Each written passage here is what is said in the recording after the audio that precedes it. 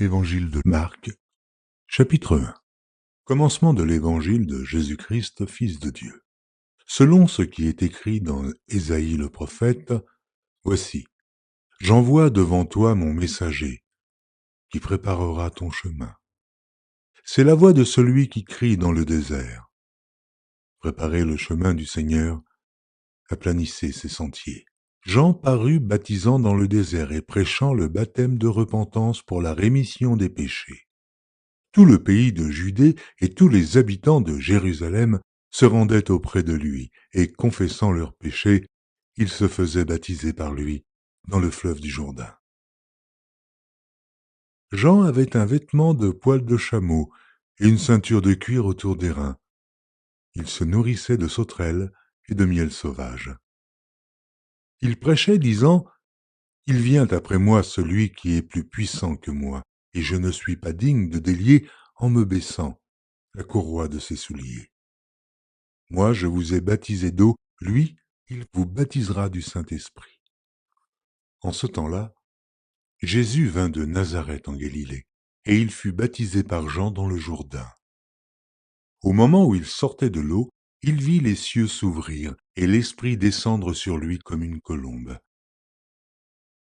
Et une voix fit entendre des cieux ces paroles, « Tu es mon Fils bien-aimé, en toi j'ai mis toute mon affection. » Aussitôt l'Esprit poussa Jésus dans le désert, où il passa 40 jours, tenté par Satan.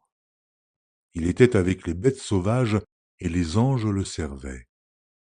Après que Jean eut été livré, Jésus alla dans la Galilée prêchant l'évangile de Dieu. Il disait, « Le temps est accompli, et le royaume de Dieu est proche. Repentez-vous, et croyez à la bonne nouvelle. » Comme il passait le long de la mer de Galilée, il vit Simon et André, frères de Simon, qui jetaient un filet dans la mer, car ils étaient pêcheurs. Jésus leur dit, « Suivez-moi, et je vous ferai pêcheurs d'hommes. » Aussitôt ils laissèrent leur filet et le suivirent. Étant allé un peu plus loin, il vit Jacques, fils de Zébédée, et Jean, son frère, qui eux aussi étaient dans une barque et réparaient les filets. Aussitôt il les appela, et, laissant leur père Zébédée dans la barque avec les ouvriers, ils le suivirent.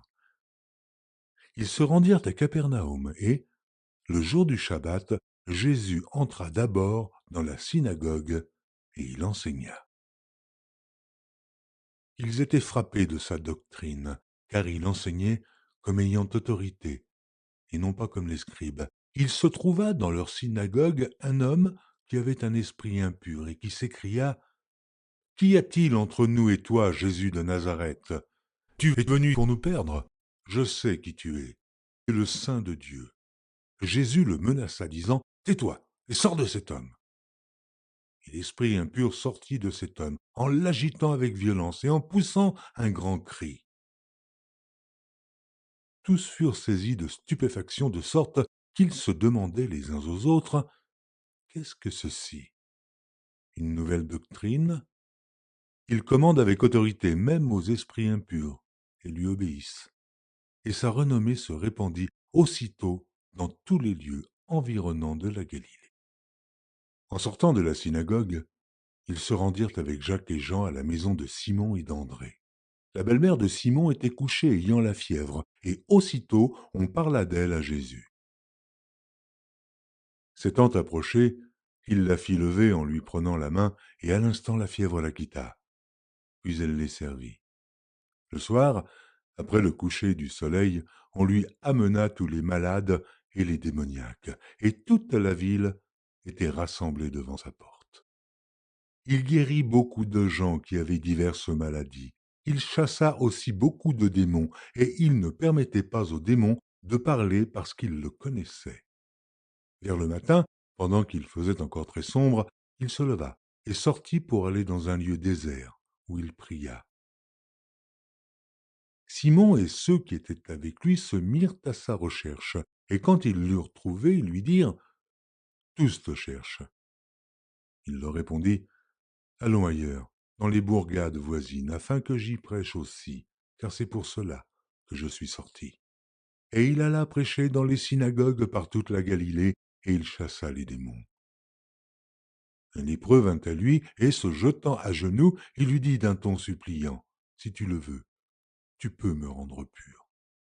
Jésus, ému de compassion, étendit la main, le toucha et dit, je le veux, sois pur. Aussitôt la lèpre le quitta, et il fut purifié. Jésus le renvoya sur le champ avec de sévères recommandations, et il lui dit, garde-toi de rien dire à personne, mais va te montrer au sacrificateur et offre pour ta purification ce que Moïse a prescrit, afin que cela leur serve de témoignage. Mais cet homme, s'en étant allé, se mit à publier hautement la chose et à la divulguer, de sorte que Jésus ne pouvait plus entrer publiquement dans une ville. Il se tenait dehors, dans des lieux déserts. Puis l'on venait à lui de toutes parts.